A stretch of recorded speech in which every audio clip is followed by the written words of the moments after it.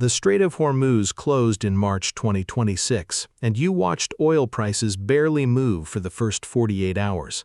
In the second week of the Iran war, with the Strait of Hormuz effectively closed, cutting off shipping of 20% of the world's oil supply, the International Energy Agency announced the largest release of strategic oil reserves in history. You noticed 32 countries moved in lockstep. You noticed Washington released a number that sounded enormous until someone did the math. You saw Beijing say almost nothing.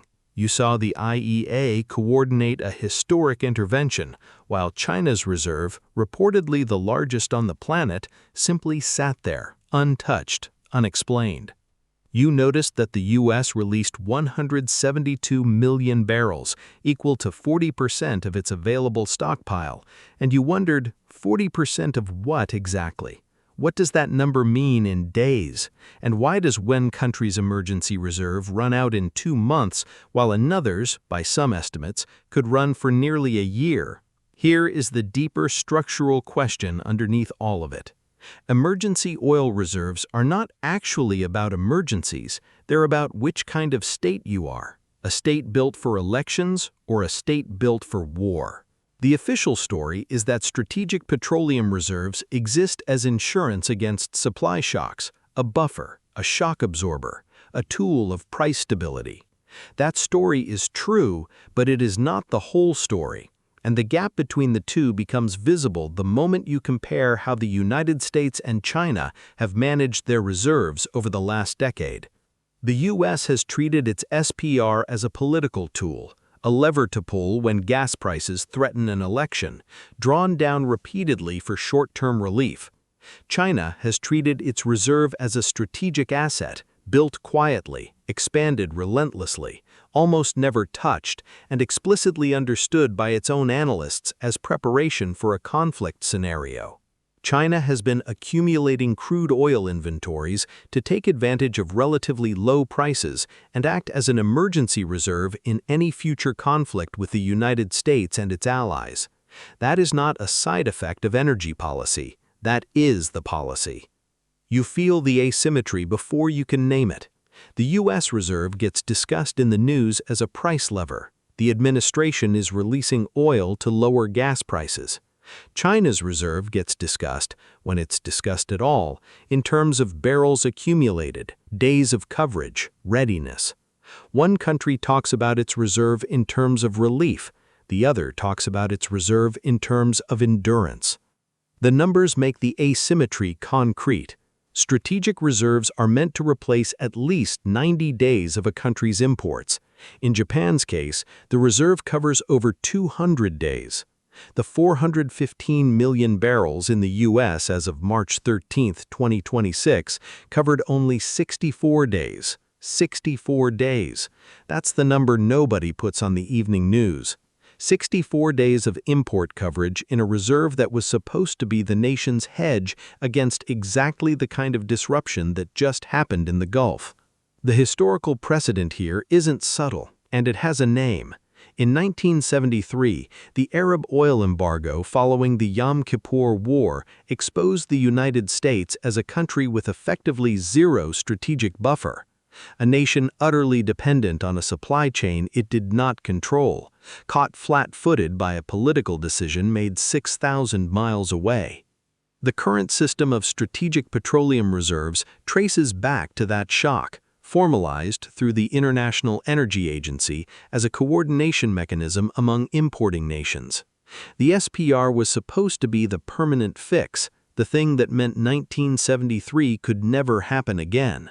Daniel Yergin in The Prize, 1991, documented how the 1973 oil embargo reshaped the entire architecture of Western energy policy, turning energy security from an abstract phrase into a structural obsession of the American state.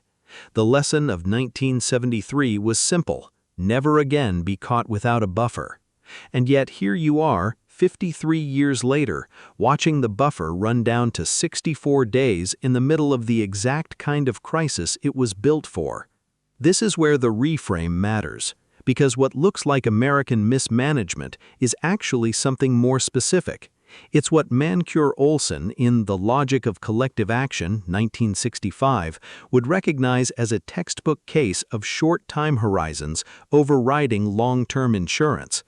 Reserves built for national security get treated in democratic systems as available capital for short-term political problems.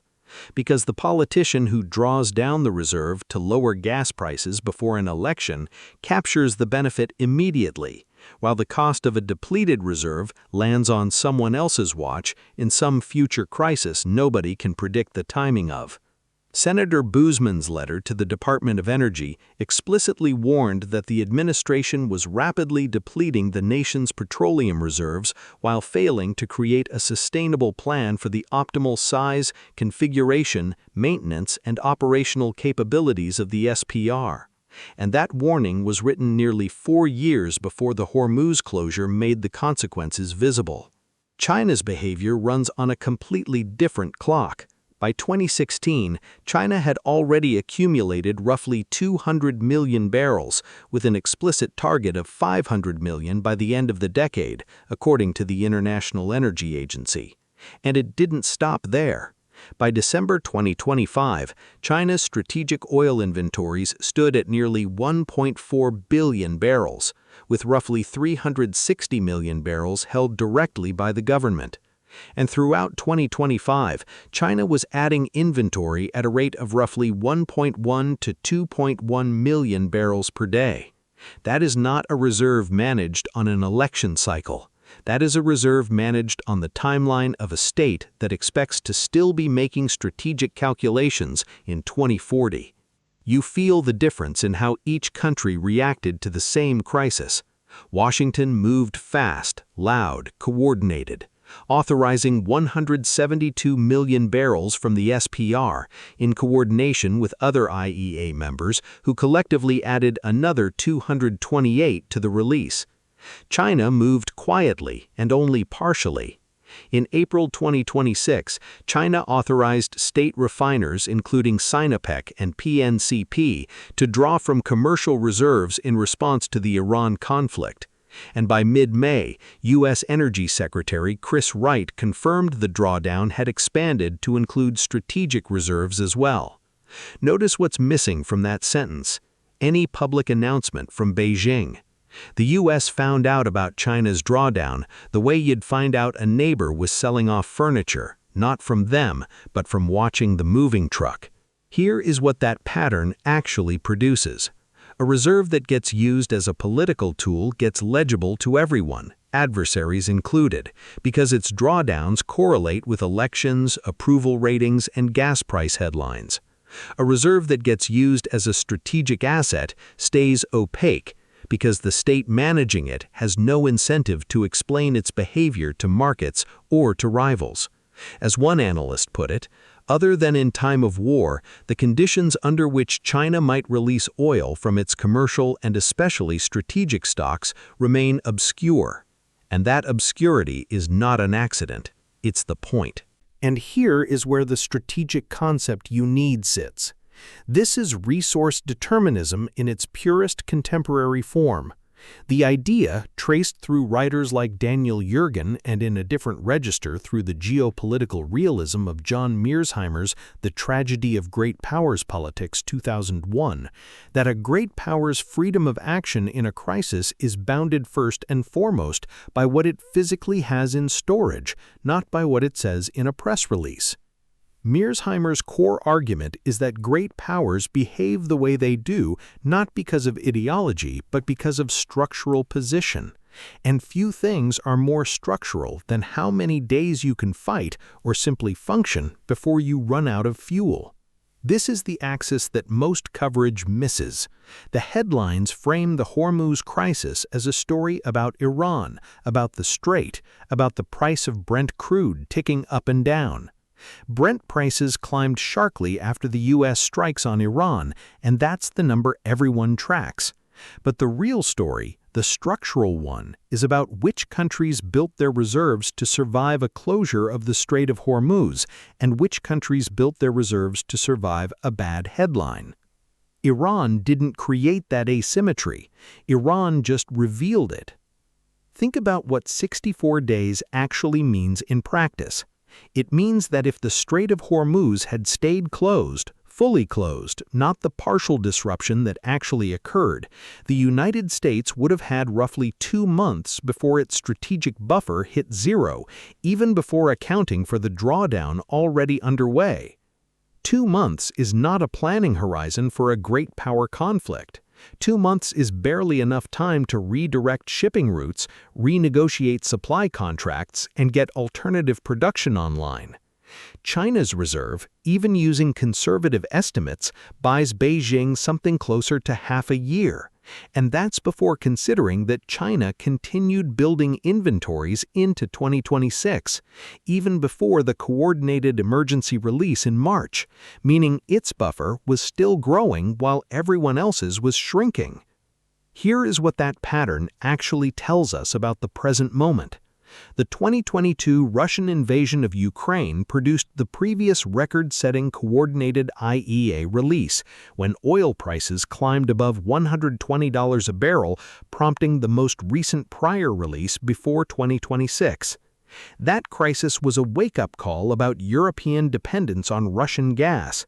The 2026 Hormuz crisis is a different kind of wake-up call, not about dependence on a single supplier, but about the depth of the buffer behind that dependence. Europe, in 2022, learned it had built its energy system around a single pipeline. The United States, in 2026, is learning it built its strategic reserve around a single assumption, that the next crisis would be short, survivable, and politically manageable before the tank ran dry. China built its reserve around the opposite assumption, not that the next crisis would be short, but that it might not be.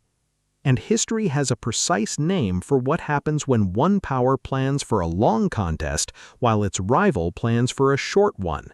It's the dynamic that Paul Kennedy in The Rise and Fall of the Great Powers 1987 described as the central pattern of great power decline, not sudden collapse, but the slow accumulation of imperial overstretch, where a power's commitments exceed the resource base needed to sustain them, while a rising power quietly builds the base it will need for commitments it hasn't made yet. Kennedy's argument wasn't about oil specifically, but the logic transfers perfectly. The power that manages its strategic reserves for next quarter's politics and the power that manages its strategic reserves for the next decade's contingencies are not playing the same game, even when they are drawing from reserves that look similar on a balance sheet. You've probably noticed something else, too, the way the SPR has become a recurring flashpoint in U.S. domestic politics, specifically around the issue of China. In 2023, a group of U.S. senators introduced legislation specifically to block the sale of Strategic Petroleum Reserve crude to any company controlled by the Chinese Communist Party, and congressional letters from that period explicitly flagged that Chinese state-linked trading arms like Sinopec's Unipec America had successfully bid on SPR crude sales. That is not a footnote. That is the asymmetry showing up as policy panic. American lawmakers watching their own reserve, drawn down for domestic political reasons, partially end up in the hands of the one rival whose reserve strategy is built on the opposite logic. The reframe, then, is this. What looks like two countries managing energy policy is actually two countries answering a much older question. What is a strategic reserve for? The American answer, in practice if not in rhetoric, has been a reserve is for managing the present. The Chinese answer has been a reserve is for surviving a future that hasn't been priced in yet. Neither answer is stated this directly in any official document, but the barrel counts don't lie, and the barrel counts are the policy. This is the structural logic, and it doesn't change with the next news cycle. Reserves reveal intentions more honestly than statements do, because reserves cost something to build and cost something to deplete. Days of coverage are a measure of patience, and in a contest between great powers, patience is the resource that cannot be surged. If this reframed how you're reading current events, make sure to subscribe.